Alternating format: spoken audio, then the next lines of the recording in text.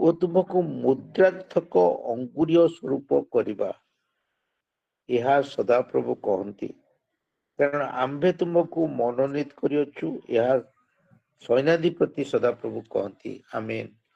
ଆଜି ଯେଉଁ ଅଂଶଟି ଆମମାନେ ପଢିଲେ ତାହା ହାଗେୟ ଭବିଷ୍ୟତ ବକ୍ତା ଲେଖିଛନ୍ତି।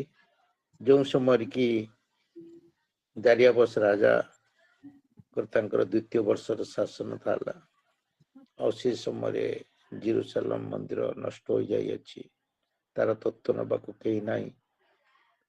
ଆଉ ସେଇ ସମୟରେ ଜେରୁବାବେଲଙ୍କର ପୁତ୍ର ସଲଟେନଙ୍କର ପୁତ୍ର ଜେରୁବାବେଲଙ୍କୁ ପରମେଶ୍ୱର ଏଇ କଥା କହୁଛନ୍ତି।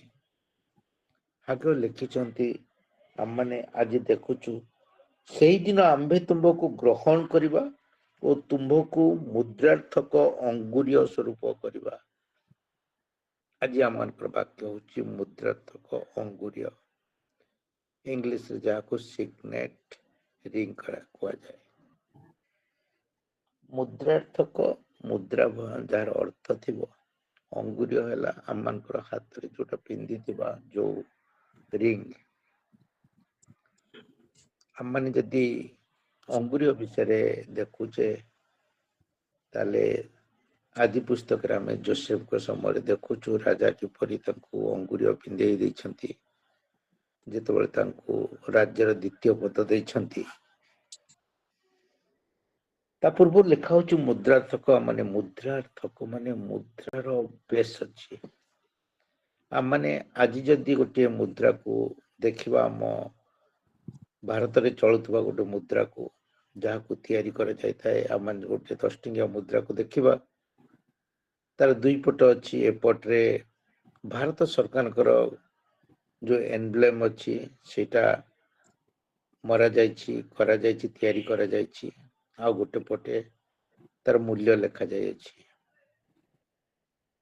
ମୁଦ୍ରାର୍ଥକ ଅଙ୍ଗୁରୀୟ କରିବା, ଆଗରୁ ଯେଉଁ ସମୟରେ ପୂର୍ବ କାଳରେ ରାଜା ମାନେ ତାଙ୍କର ଯେତେବେଳେ କୌଣସି ଆଦେଶ ଦେଉଥିଲେ ଆଉ ତାକୁ ମୁଦ୍ରାଙ୍କିତ କରାଯାଉଥିଲା, ଆଜିକାଲି ଯେପରି ଜଉ ମୁଦ ଦିଆଯାଏ ଆଉ ତା ଉପରେ ଗୋଟେ ଷ୍ଟାମ୍ପ ମରାଯାଏ, କୌଣସି ଜିନିଷକୁ ଯେତେବେଳେ ମୁଦ୍ରାଙ୍କିତ କରାଯାଉଥାଏ, ଆମମାନେ ଡାକଘରେ ଦେଖିଥାଉ, କୌଣସି ଜାଗାରେ ତାକୁ ବନ୍ଦ କରିବା ବେଳେ କୋର୍ଟ କଚେରୀରେ ବି ଦେଖିଥାଉ ଯେ ଜଉ ମୁଦ ଦିଆ ହୁଏ ଆଉ ତାପରେ ଗୋଟେ ଷ୍ଟାମ୍ପ ବସାଯାଏ, ଯୋଉଥିରେ ଲେଖା ଯାଇଥାଏ ଇଂଲିଶରେ ଯେ ମୁଦ୍ରାଙ୍କିତ କରାଯାଉଅଛି ବୋଲି।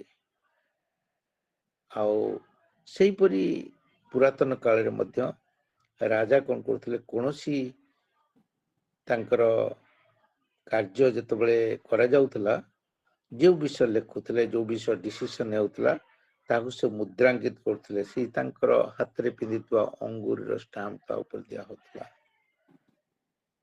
ଆଉ ଆଜି ଯେତେବେଳେ ପରମେଶ୍ୱର କହୁଛନ୍ତି ତୁମ୍ଭକୁ ମୁଦ୍ରାର୍ଥକ ଅଙ୍ଗୁରୀୟ ସ୍ୱରୂପ କରିବା, ସେତେବେଳେ ଆମମାନେ ଚିନ୍ତା କରୁଥିଲୁ ଗୋଟେ ମୁଦ୍ରାର କାର୍ଯ୍ୟ କଣ।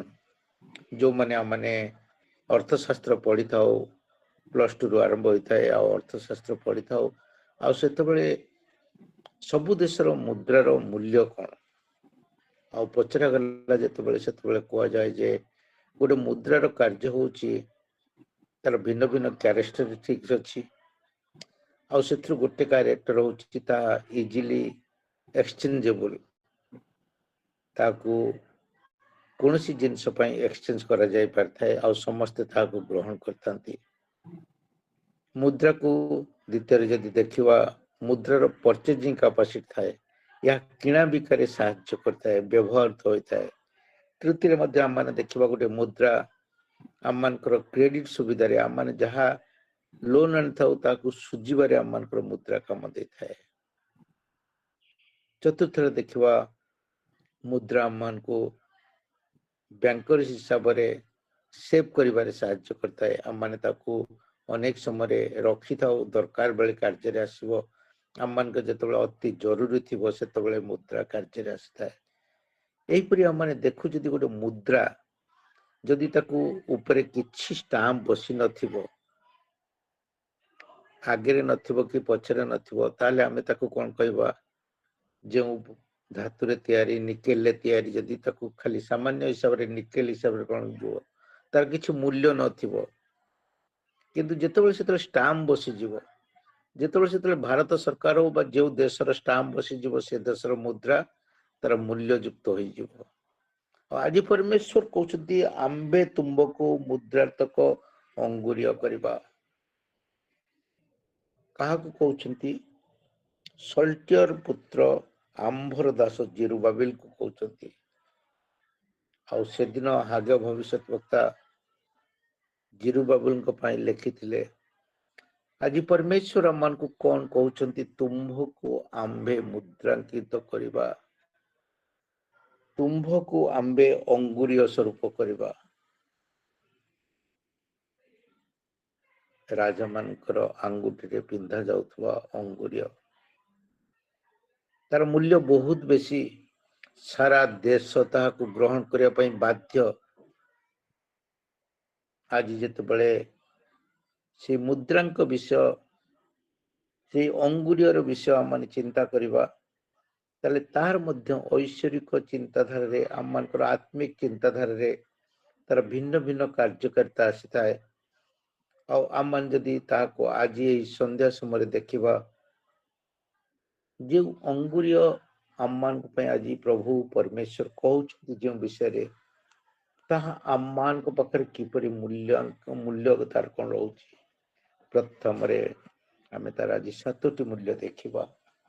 ପ୍ରଥମ ମୂଲ୍ୟ ଯଦି ଦେଖିବା, ତାହା ହଉଛି it is a ring of anointing, ଅଭିଷେକାର୍ଥକ ମୁଦ୍ରିକା।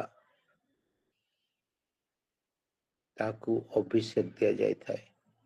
ଆମମାନେ ଯଦି ପ୍ରେରିତ 2 ପର୍ବ 1ରୁ 12 ପଢିବା, କେହି ଯଦି ପଢି ଦେଇ ପାରିବେ, ପ୍ରେରିତ 2 ପର୍ବ 1ରୁ 12 ପଢିବା।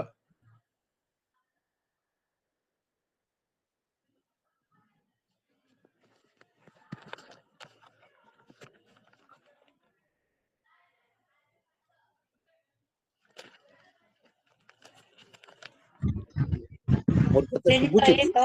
1:2ରୁ 1:12 ଶୁଭୁଛି ଆଜ୍ଞା? ହଁ, ପ୍ରେଜ୍ ଦ ଲର୍ଡ। ହଁ, ପ୍ରେଜ୍ ଦ ଲର୍ଡ। ପେଣ୍ଟିକଷ୍ଟ ଦିବସ ଉପସ୍ଥିତ ହୁଅନ୍ତେ ସମସ୍ତେ ଏକ ସ୍ଥାନରେ ସମବେତ ଥିଲେ। ଆଉ ପ୍ରବଳ ବେଗରେ ବହୁଥିବା ପ୍ରଚଣ୍ଡ ପବନର ଶବ୍ଦ ତୁଲ୍ୟ ଗୋଟିଏ ଶବ୍ଦ ଅକସ୍ମାତ୍ ଆକାଶରୁ ଆସି ଯେଉଁ ଗୃହରେ ସେମାନେ ବସିଥିଲେ ସେହି ଗୃହରେ ସର୍ବତ୍ର ବ୍ୟାପିଗଲା। ଆଉ ଅଗ୍ନି ସଦୃଶ ଜିଭା ଗୁଡିକ ସେମାନଙ୍କର ଦୃଷ୍ଟିଗୋଚର ହୋଇ ଗୋଟି ଗୋଟି ହୋଇ ସେମାନଙ୍କ ପ୍ରତ୍ୟେକ ଜଣଙ୍କ ଉପରେ ଅଧିଷ୍ଠିତ ହେଲା। ସେଥିରେ ସମସ୍ତେ ପବିତ୍ର ଆତ୍ମାଙ୍କ ପରିପୂର୍ଣ୍ଣ ହେଲେ। ପୁଣି ଆତ୍ମା ସେମାନଙ୍କୁ ଯେପରି କହିବାକୁ ଶକ୍ତି ଦେଲେ, ତଦନୁସାରେ ସେମାନେ ଅନ୍ୟାନ୍ୟ ଭାଷାରେ କଥା କହିବାକୁ ଲାଗିଲେ।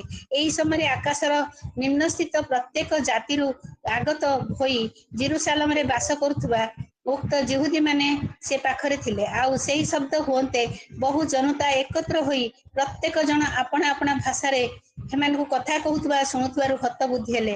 ପୁଣି ସେମାନେ ଆଚମ୍ବିତ ଚମତ୍କୃତ ହୋଇ କହିବାକୁ ଲାଗିଲେ, ଦେଖ, ଏହି ଯେଉଁ ଲୋକମାନେ କଥା କହୁଅଛନ୍ତି ସେମାନେ କଣ ଗାଲିଲୀୟ ନୁହନ୍ତି? ତେବେ ଆମ୍ଭେମାନେ କିପରି ପ୍ରତ୍ୟେକ ଜଣ ଆପଣା ଆପଣା ଜନ୍ମଭୂମିର ଭାଷାରେ କଥା ଶୁଣୁଅଛୁ?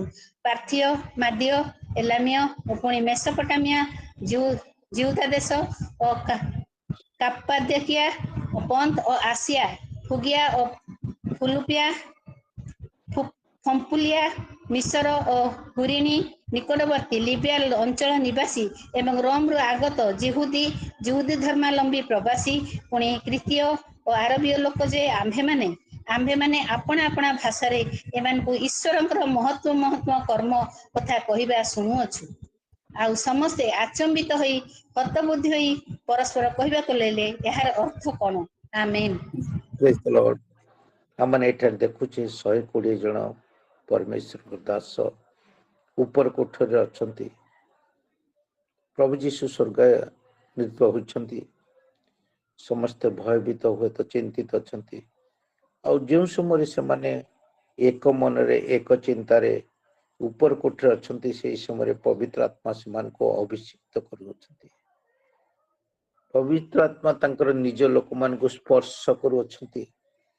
ପବିତ୍ର ଆତ୍ମା ସେଦିନ ସମସ୍ତଙ୍କୁ ସ୍ପର୍ଶ କରି କିପରି ସ୍ପର୍ଶ କରୁଛନ୍ତି? ଅଗ୍ନି ସଦୃଶ୍ୟ ଜିହ୍ୱା ଗୁଡିକ ପରି ଆକାଶରୁ ଆସି ସେମାନଙ୍କୁ ସ୍ପର୍ଶ କରୁଛନ୍ତି।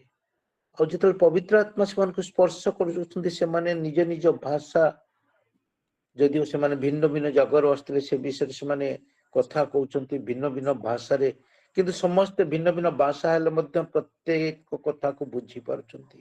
ପ୍ରତ୍ୟେକଙ୍କର ଅଲଗା ଅଲଗା ଭାଷା ଥିଲେ ମଧ୍ୟ ତାକୁ ବୁଝି ପାରୁଛନ୍ତି, କାରଣ ଏକ ଈଶ୍ୱର ଏକ ଶକ୍ତିରେ ତାଙ୍କୁ ଅଭିଷିକ୍ତ କରିଛନ୍ତି। ଆଜି ଯେତେବେଳେ ଆମମାନଙ୍କୁ ପ୍ରଭୁ ଅଭିଷେକ କରିବେ, ଆଜି ଯେତେବେଳେ ଆମମାନଙ୍କୁ ସେ ମୁଦ୍ରାଙ୍କିତ କରିବେ, ଆଜି ଯେତେବେଳେ ତାଙ୍କର ସେଇ ସ୍ପର୍ଶ ଦେବେ, ତାଙ୍କର ସେ ଅଭିଷିକ୍ତ କରିବେ, ସେତେବେଳେ ଆମମାନେ ତାଙ୍କର ସେଇ ଶକ୍ତିରେ କାର୍ଯ୍ୟ କରିବା। ଯେପରି ଆମମାନେ ଏଫେସୀୟ ମଣ୍ଡଳର ସେଇ 1 ପର୍ବ 13 ପଦରେ ଲେଖାଯାଏ, ତାହାଙ୍କ ଠାରେ ତୁମ୍ଭେମାନେ ସୁଦ୍ଧା ସତ୍ୟ ବାକ୍ୟ ଅର୍ଥାତ୍ ତୁମ୍ଭମାନଙ୍କ ପରିତ୍ରାଣ ସୁସମାଚାର ଶୁଣି ବିଶ୍ୱାସ କରି ପ୍ରତିଜ୍ଞାତ ପବିତ୍ର ଆତ୍ମାଙ୍କ ଦ୍ୱାରା ମଧ୍ୟ ମୁଦ୍ରାଙ୍କିତ ହୋଇଅଛ।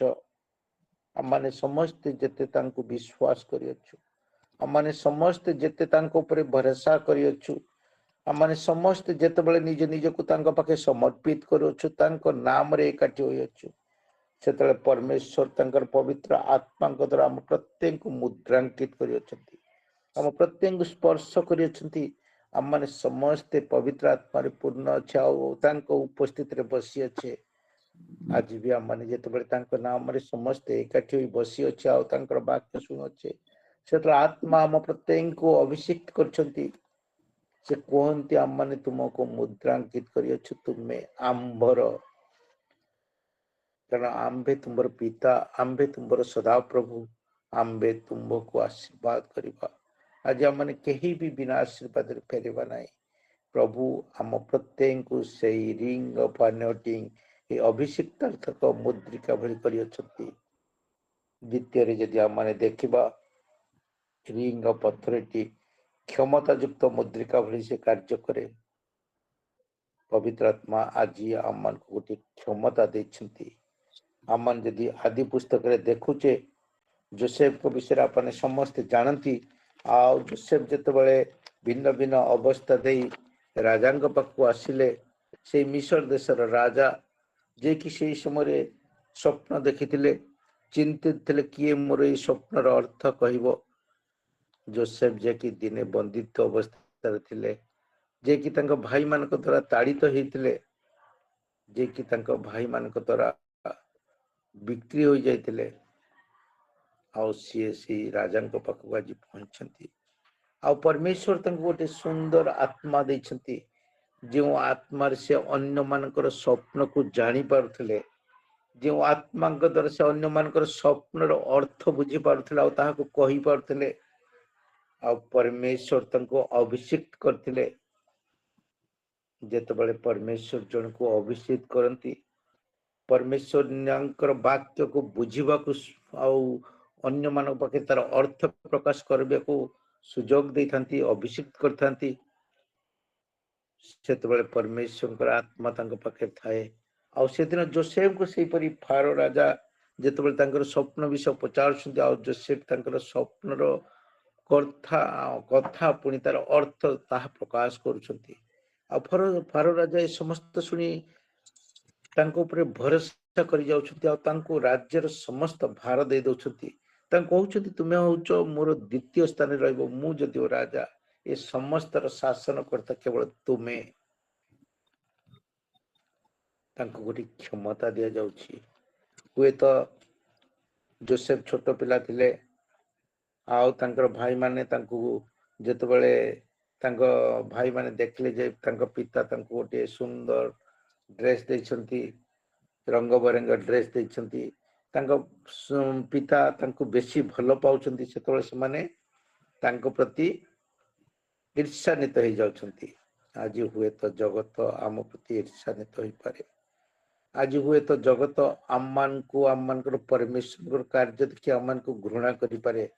ହୁଏତ ଜଗତ ଆମମାନଙ୍କୁ ତାଡ଼ନା କରିପାରେ, କିନ୍ତୁ ପ୍ରଭୁ କହୁଛନ୍ତି ମୁଁ ତମକୁ କ୍ଷମତା ଯୁକ୍ତ ମୁଦ୍ରିକା ଭଳି କରିବି। ସେଦିନ ମୁଁ ଯୋସେଫକୁ କରିଥିଲି, ଆଜି ଆପଣମାନଙ୍କୁ, ଆଜି ଆମମାନଙ୍କ ଭିତରେ ଯେତେ ଜଣ ଉପସ୍ଥିତ ଅଛୁ, ପୁଣି ଯେତେ ଜଣ ତାଙ୍କୁ ଆଜି ଗ୍ରହଣ କରିଅଛୁ, ମୁଁ ତାଙ୍କୁ କ୍ଷମତା ଦେଉଅଛି ଯେପରି ସେଦିନ ଯୋସେଫକୁ କ୍ଷମତା ଦେଇଥିଲେ ସମସ୍ତ ରାଜ୍ୟ ଉପରେ। ଆଉ ଆଜି ଆମେ ଯଦି ଦେଖୁ ଯେ କିପରି ଭାବରେ କ୍ଷମତା ଆମେ ପାଇଅଛୁ, ସେତେବେଳେ ଆମେ ଏଠାରେ ମଧ୍ୟ ଦେଖୁଛୁ ଲେଖାଯାଏ ଫାରୋ ରାଜା ଆପଣା ହସ୍ତରୁ ନିଜ ସନ୍ତକ ଅଙ୍ଗୁରୀୟ କାଢି ଯୋସେଫଙ୍କ ହସ୍ତରେ ଦେଲେ, ତାଙ୍କୁ ସୁସ୍ମ ବସ୍ତ୍ର ପିନ୍ଧାଇ ତାଙ୍କର ଗଳାରେ ସୁବର୍ଣ୍ଣ ହାର ଦେଲେ। ଫାରୋ ରାଜା ତାଙ୍କୁ କଣ କହୁଛନ୍ତି, ତାଙ୍କ ନିଜ ହସ୍ତରେ ପିନ୍ଧିଥିବା ସେ ଅଙ୍ଗୁରୀୟକୁ, ଯାହାକି ରାଜା ମାନେ ବ୍ୟବହାର କରନ୍ତି ସମସ୍ତ କାର୍ଯ୍ୟ ପାଇଁ, ସମସ୍ତ ଆଦେଶ ପାଇଁ, ତାହା ସେ ଯୋସେଫକୁ ପିନ୍ଧେଇ ଦଉଛନ୍ତି। ଆଉ ସେ କହୁଛନ୍ତି ଆମ୍ଭେ ତୁମ୍ଭକୁ ସମୁଦାୟ ମିଶ୍ର ଦେଶ ଉପରେ ନିଯୁକ୍ତ କଲୁ। ଆଜି ମଧ୍ୟ ପରମେଶ୍ୱର କୁହନ୍ତି ମୁଁ ତୁମକୁ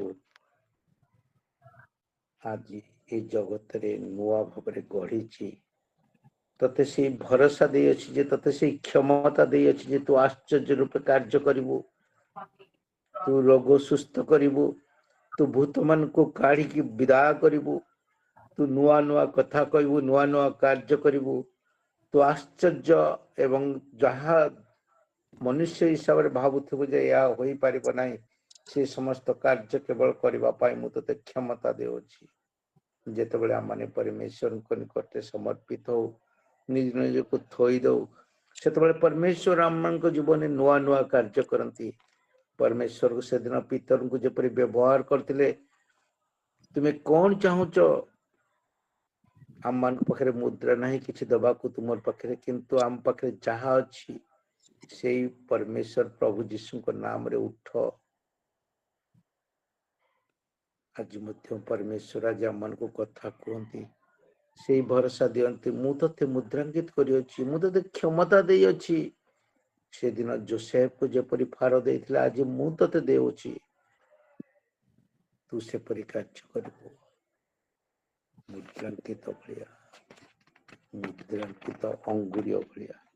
ଆମମାନେ ତୃତୀୟରେ ଦେଖିବା, ଆମମାନଙ୍କୁ ଆଉ ଗୋଟିଏ ଦେଇଛି ରିଙ୍ଗ ଅଫ ରେସ୍ପନ୍ସିବିଲିଟି, ଆମମାନଙ୍କୁ ଦାୟିତ୍ୱ ଦେବାର ରିଙ୍ଗ। ଆମମାନେ ଯଦି ପଢିବା ଲୁକ 4 ପର୍ବ 16ରୁ 37 ପଦ ଯାଏ, ସେଠାରେ ଏହିପରି ଭାବରେ ଗୋଟିଏ ଘଟଣା ଲେଖାଯାଇଅଛି, ରିଙ୍ଗ ଅଫ ରେସ୍ପନ୍ସିବିଲିଟି। ଲୁକ 4 ପର୍ବ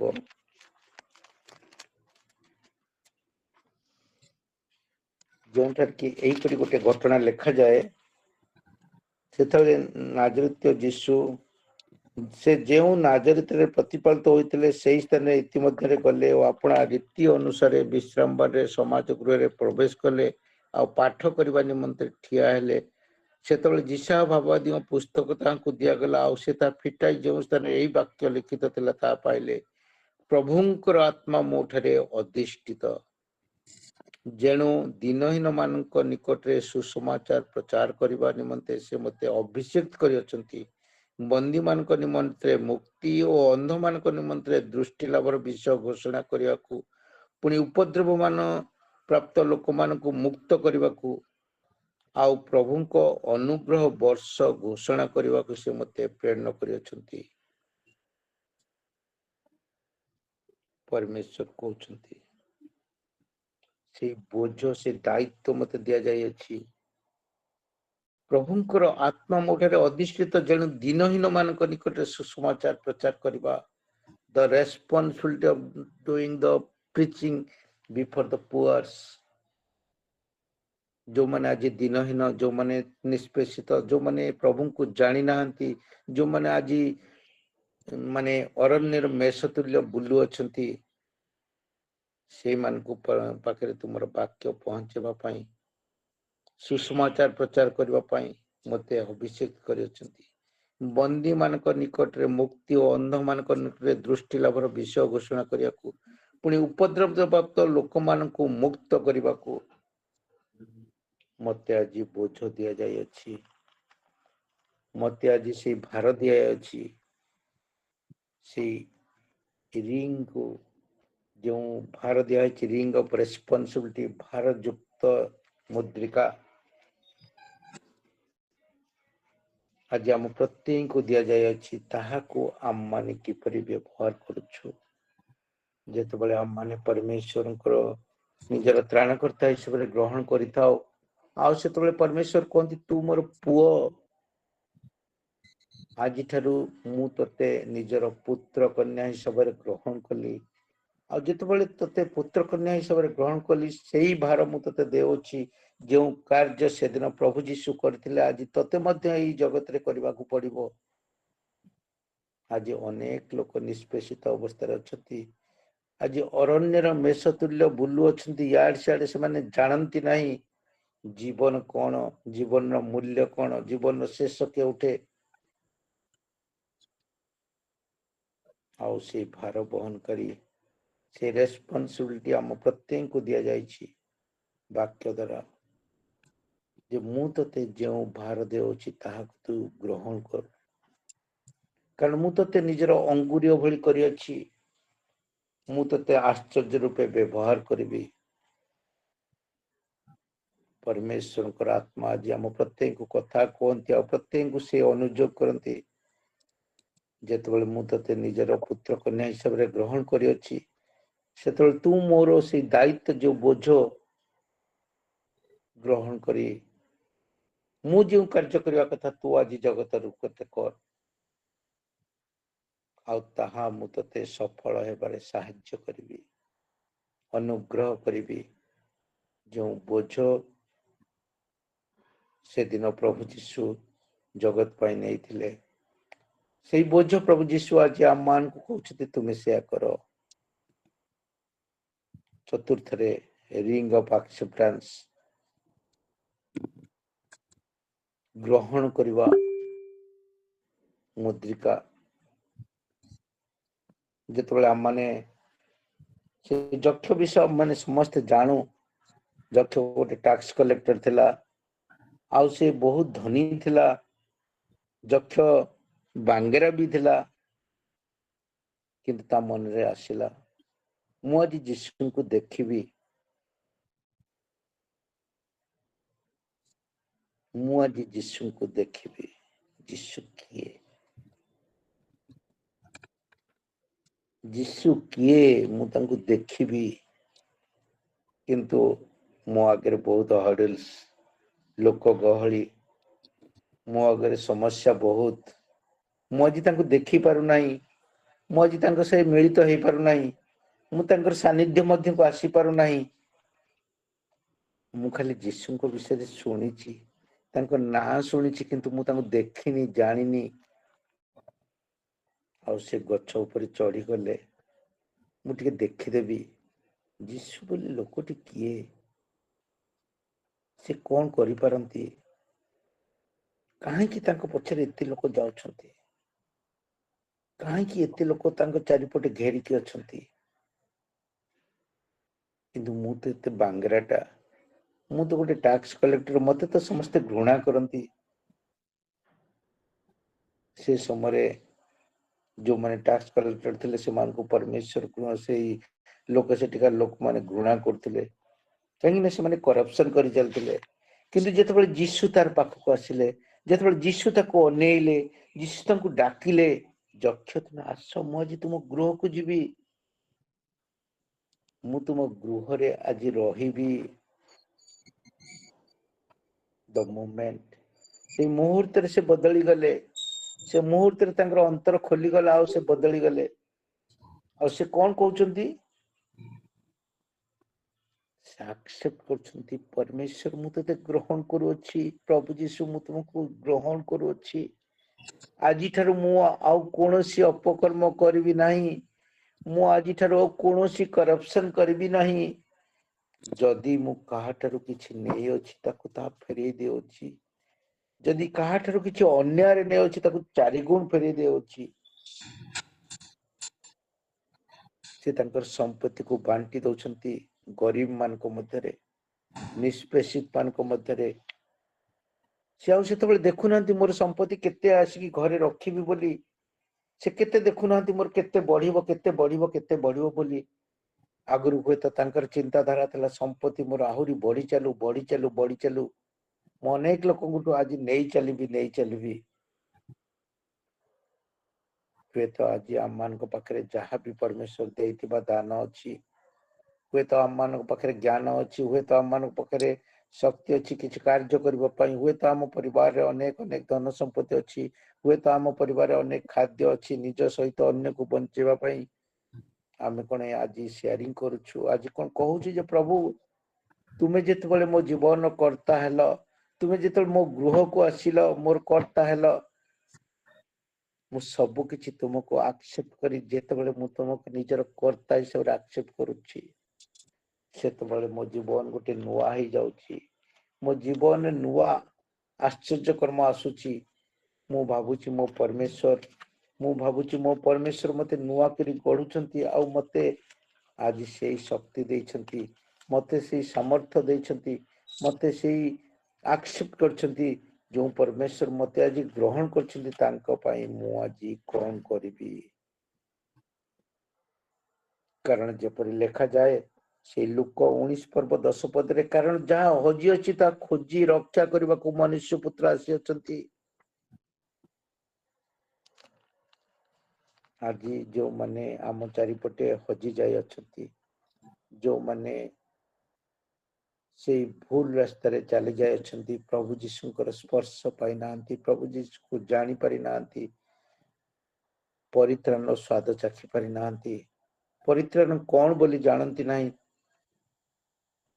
जो माने आज हजी जाइछंती तांको किए खोजी रक्षा करिवो से बोझ परमेश्वर आज मते देइछंती कारण मु तांकर रिंग हिसाब रे से मते ग्रहण करछंती मु से मुद्रांकित मुद्रिका मु से मुद्रिका जहाँ को परमेश्वर आश्चर्य भाव रे गढ़ा को व्यवहृत करने को चाहती जहाँ को स्वीकृति देइछंती जे मु तते व्यवहार करिबी से दिन जक्ष व्यवहृत हैला आश्चर्य रूप रे आज आपण मो समस्त व्यवहृत हो बोली परमेश्वर चाहती आम मान को नूतनीकृत करी आम मान गोटे नुआ जीवन काटिबा जो जीवन सुगंध चारिबडे बासी जीव जो जीवन को अन्य माने देखी जो जीवन कार्य को अन्य मान देखी जो जीवन रो समस्त आचरण देखी अन्य माने प्रभु जीशु को जानबे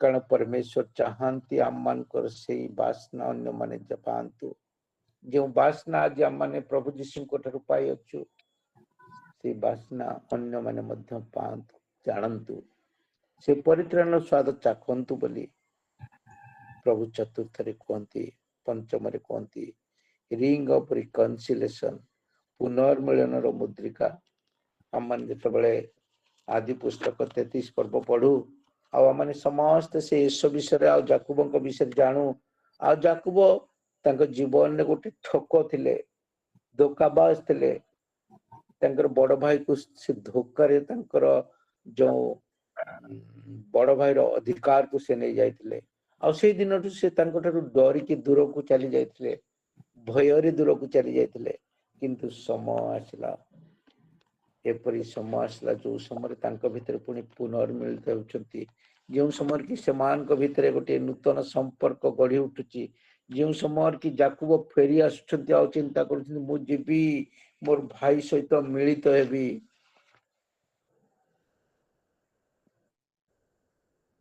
आज हुए तो आम मान को जीवन रे यही परि समय आसी अछि आम माने निजर परिवार रे निजर जाति कुटुंब निजर समाज रे निजर सोसाइटी भितरे कहा सहित अमिलित अवस्था रे अछु मिलन आम माने होई पारि ना हो जेपरि से दिन आदि पुस्तक रे आम माने देखुतिले जाकुब एसंकर मिलन हेउतला आउ जाकुब जेतोला आसुछंती एसो तांको कुंडेई पकोउछंती किंतु जाकुब ता पूर्व भाबुछंती काले भाई मते आक्रमण करी मारिबो कि से तांकर परिवार को भिन्न भिन्न भाग रे भाग कर दे दुई तीनोटी भाग रे भाग कर से आसुछंती आ किंतु एसो तांको पखु भेटिबा को धाई आसी तांकर गळा धरी आलिंगन करछंती चुंबन करछंती पुणे दुहे रोदन करूछंती ସେଦିନ ଦୁଇ ଜଣଙ୍କ ଭିତରେ ପୁଣି ସେମାନେ ମିଳନର ମୁଦ୍ରିକା ପାଇଛନ୍ତି। ଆଜି ଆମମାନଙ୍କ ଜୀବନରେ ହୁଏତ କାହା ସହିତ ଅମିଳ ଅଛି, କାହା ସହିତ ଆମମାନେ ମିଳିତ ହୋଇପାରୁନାହୁଁ। ଆମମାନଙ୍କ ଭିତରେ ପରସ୍ପର ଭିତରେ ଦ୍ୱିଧା ଅଛି। ଆମମାନେ ପରସ୍ପରକୁ ଘୃଣା କରୁଅଛୁ। ଆମମାନେ ପରସ୍ପର ଠାରୁ ଦୂରେଇ ଚାଲି ଯାଇଅଛୁ। ଆଉ ପରସ୍ପର ଭିତରେ ଏପରି ସମ୍ପର୍କ ଅଛି ଯେ ଆମମାନେ ଦୁଇ ଜଣ ଯାକ ମିଶି ପାରୁନାହୁଁ। ଆମମାନଙ୍କ ଘର ଭିତରେ ଗୋଟିଏ ବିରାଟ ଦୂରତା ସୃଷ୍ଟି ହୋଇଅଛି। କିନ୍ତୁ ପରମେଶ୍ୱର ଚାହାନ୍ତି ମୁଁ ତତେ ମୋର ମୁଦ୍ରିକା ସ୍ୱରୂପ କରି ତତେ ପୁନର୍ମିଳିତ ଜୀବନ ଦେବାକୁ ଚାହୁଁଛି। ସେଇ ପୁନର୍ମିଳନର ସ୍ୱାଦ ଚାଖିବାକୁ ଦଉଛି, ଆନନ୍ଦ ଚାଖିବାକୁ ଦଉଛି। ସେଦିନ ଈଶ୍ୱର ଆଉ ଯାକୁବ ଆଲିଙ୍ଗନ କରୁଥିଲେ, ରୋଦନ କରୁଥିଲେ, ଖୁସି ହଉଥିଲେ, ପରସ୍ପରକୁ କ୍ଷମା କରିଦେଇ ଆଲିଙ୍ଗନ ହେଇ ଧନ୍ୟବାଦ ଗୌରବ କରୁଥିଲେ ପରମେଶ୍ୱରଙ୍କର, କାରଣ ପରମେଶ୍ୱର ତାଙ୍କୁ ପୁଣି ମିଳିତ କରିଥିଲେ। ଆଜି ମଧ୍ୟ ହୁଏତ ଆମମାନଙ୍କ ଜୀବନରେ କିଛି ସମସ୍ୟା ଥାଇପାରେ।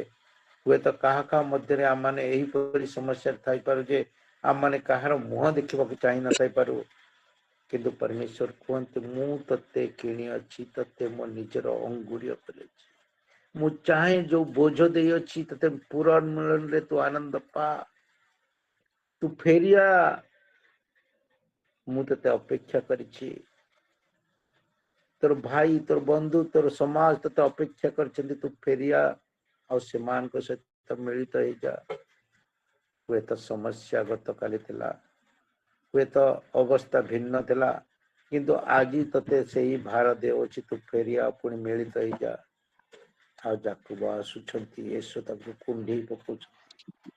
ତୁ ସେହିପରି ସେମାନଙ୍କୁ କୁଣ୍ଢେଇ ପକା, ନିଜକୁ ନମ୍ର କର, ଆଣ୍ଠେଇ ପଡ। ଯାକୁବ ଯେପରି ତାଙ୍କ ପାଖରେ ଆଣ୍ଠୋଇ ପଡିଥିଲେ ଆଉ ନିଜକୁ ନମ୍ର କରିଥିଲେ, ଆଉ ଈଶ୍ୱର ତାଙ୍କୁ ସମସ୍ତ ଅବସ୍ଥାକୁ କ୍ଷମା କରିଦେଇଥିଲେ।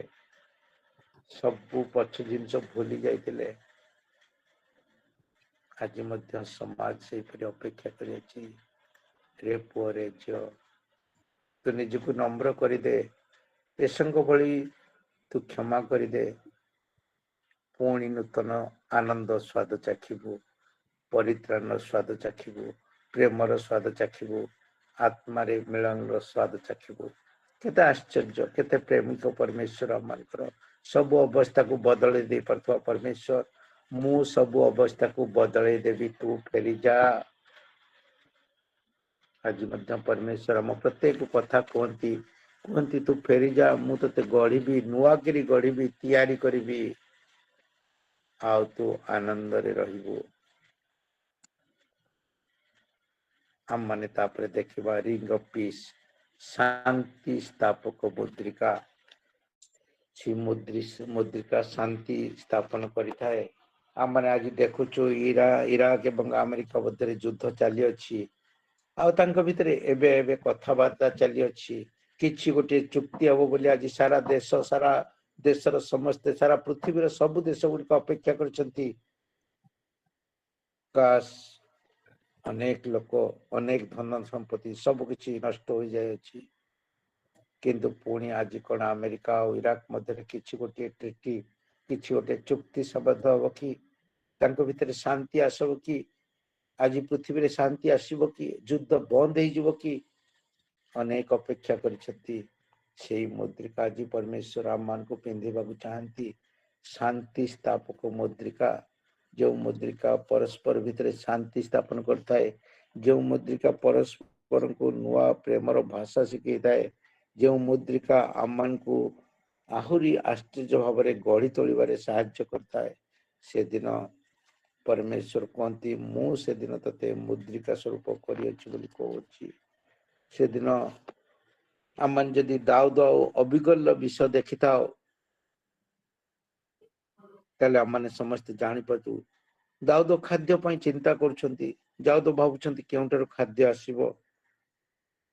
ଆଉ ସେ ଚିନ୍ତା କରୁଛନ୍ତି ନାବଲ ତ ଗୋଟେ ଧନୀ ଲୋକ ଅଛି, ଯାହାକୁ ମୁଁ ସାହାଯ୍ୟ କରିଥିଲି, ଯାହାକୁ ତାର ସମ୍ପତ୍ତି ବଢେଇବାରେ, ତାର ମେଷ ମାନଙ୍କ ଯତ୍ନ ନେବାରେ ମୁଁ ତାକୁ ସାହାଯ୍ୟ କରିଥିଲି। ସେଇ ନାବଲ ପାଖକୁ ଦାଉଦ ଲୋକ ପଠାଉଛନ୍ତି, ଯାଅ ଖାଦ୍ୟ ଆଣିବା ପାଇଁ।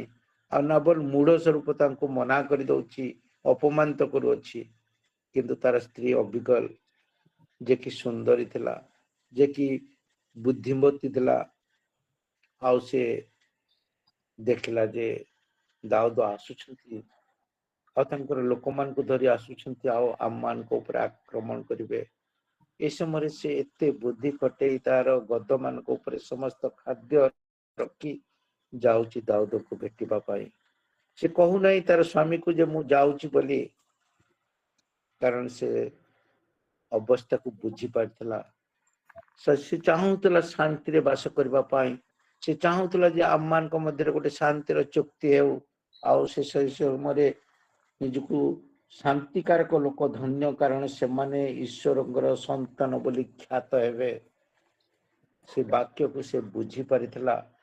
ଯେଉଁ ପରମେଶ୍ୱର କୁହନ୍ତି ଯେ ଯେଉଁମାନେ ଶାନ୍ତିକୁ ଆଶା କରନ୍ତି ସେମାନେ ମୋର ପୁତ୍ର କନ୍ୟା ହିସାବରେ ଖ୍ୟାତ ହେବେ। ଆଜି ଆମମାନେ କଣ ଆମମାନଙ୍କ ମଧ୍ୟରେ ଥିବା ସବୁ ବିଭେଦକୁ ଭୁଲି ଯାଇ ପୁଣି ସେଇ ଅବସ୍ଥାକୁ ଭୁଲି ଯାଇ ଶାନ୍ତି ଆଣିବାକୁ ଇଚ୍ଛା କରୁକି? ପରମେଶ୍ୱର ଆଜି ଆମମାନଙ୍କୁ କଥା କୁହନ୍ତି। ସେଦିନ ଅବିକଲକୁ ବ୍ୟବହାର କରିଥିଲେ ଆଉ ଦାଉଦ ଏ ସମସ୍ତ ଅବସ୍ଥାକୁ କ୍ଷମା କରିଦେଇ ସବୁ ତାଠାରୁ ଯାହା ବି ସେ ଅବିକଲ ନେଇଥିଲା ତାହାକୁ ଗ୍ରହଣ କରିଥିଲେ ଆଉ ସେ ଫେରି ଯାଇଥିଲେ, ଆକ୍ରମଣ କରିନଥିଲେ ନାବୋତକୁ, କାରଣ ସେ ନିଜକୁ ଅବିକଲ ନମ୍ର କରିଥିଲେ। ଆଜି ସେ ଶାନ୍ତିକାରକ ଲୋକ ହିସାବରେ ପରମେଶ୍ୱର ଆଜି ଆମମାନଙ୍କୁ ବ୍ୟବହୃତ କରିବାକୁ ଚାହାନ୍ତି। ଆଜି ହୁଏତ ଜଗତରେ ଅନେକ ଅନେକ ଜାଗାରେ ଅଶାନ୍ତି ଲାଗିଅଛି, ହୁଏତ ପରିବାରରେ ଅଶାନ୍ତି ଅଛି, ହୁଏତ ଆମମାନଙ୍କ ସମାଜରେ ଅଶାନ୍ତି ଅଛି, ହୁଏତ ଆମମାନଙ୍କର ପରସ୍ପର ଭିତରେ ବନ୍ଧୁତା ଭିତରେ ଅଶାନ୍ତି ଅଛି। ଏ ସବୁକୁ ପ୍ରଭୁ କହୁଛନ୍ତି ଯେ ମୁଁ ସବୁକୁ ବଦଳେଇ ଦେବାକୁ ଚାହେଁ। ମୁଁ ତତେ ଯୋଉ ମୁଦ୍ରିକା ହିସାବରେ ଗ୍ରହଣ କରିଅଛନ୍ତି ତାହାକୁ ତୁ ଶାନ୍ତି ହିସାବରେ, ଶାନ୍ତିକାରକ ମୁକ୍ତି ହିସାବରେ ଗ୍ରହଣ କର। ସେ ମୁଦ୍ରିକା ଆଜି ଆମମାନଙ୍କୁ ଭାରଗ୍ରସ୍ତ କରାଏ ପରସ୍ପର ଭିତରେ ଶାନ୍ତିରେ ବାସ କରିବା ପାଇଁ, ପରସ୍ପର ଭିତରେ ପ୍ରେମରେ ବାସ କରିବା ପାଇଁ, ପରସ୍ପରକୁ ନମ୍ର ଭାବରେ ଗ୍ରହଣ କରିବା ପାଇଁ, ପରସ୍ପରକୁ କ୍ଷମା କରିଦବା ପାଇଁ। ପ୍ରଭୁ ଆଜି ଆମମାନଙ୍କୁ ଆଶ୍ଚର୍ଯ୍ୟ ଭାବରେ ବ୍ୟବହାର କରିବାକୁ ଚାହାନ୍ତି। ଆଉ ସେଇଥିପାଇଁ ପ୍ରଭୁ ଚାହାନ୍ତି ଯେ ଆମମାନେ ସମସ୍ତେ ନିଜ ନିଜକୁ ନମ୍ର କରୁ, ସେଦିନ ଯେପରି ଅବିକଲ କରିଥିଲା। ସପ୍ତମରେ ଆମେ ଦେଖିବା ରିଙ୍ଗ ଅଫ୍ କେୟାର ଟେକର୍ସ, ବୋଝଗ୍ରସ୍ତ ଯୋଉମାନେ ଭାରଗ୍ରସ୍ତ ଥାନ୍ତି ସେଇମାନଙ୍କର ରିଙ୍ଗ ପିନ୍ଧିବାକୁ ଚାହାନ୍ତି। ଆମମାନଙ୍କୁ ଆଜି ଆମମାନଙ୍କର ସମାଜର ଦାୟିତ୍ୱ ନେବା ପାଇଁ ପରମେଶ୍ୱର ଚାହାନ୍ତି, ଇଚ୍ଛା କରନ୍ତି।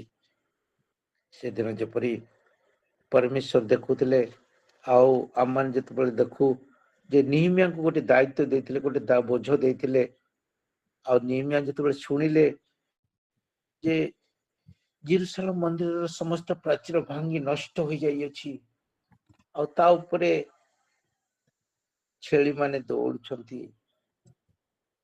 ସେ ଜାଗାକୁ ଦେଖାଯାଉଛି ଯେ ଗୋଟେ ନଷ୍ଟ ଜାଗା ଭଳିଆ।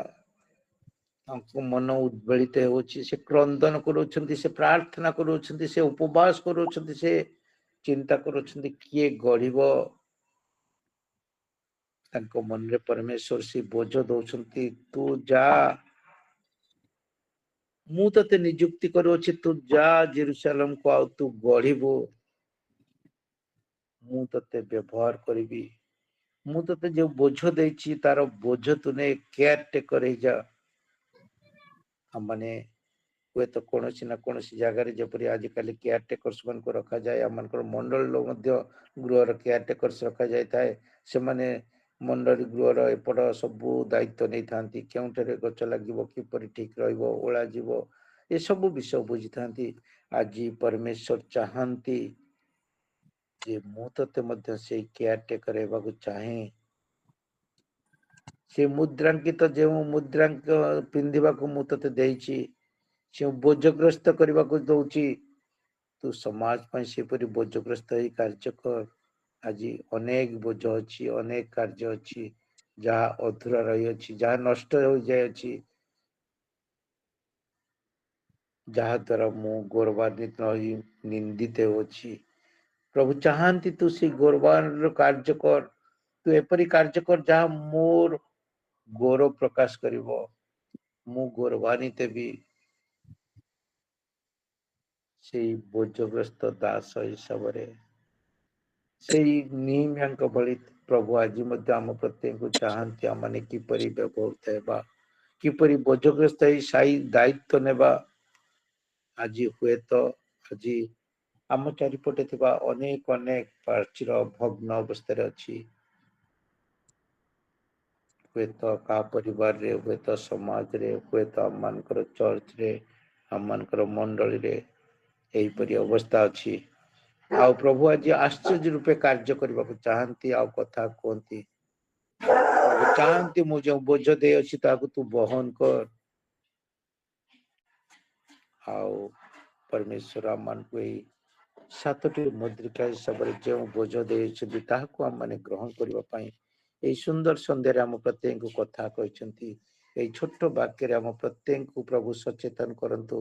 ଆମମାନେ ଯେପରି ତାଙ୍କର ସେଇ ମୁଦ୍ରିକା ଭଳି ବ୍ୟବହୃତ ହେବା। ଆମେନ୍।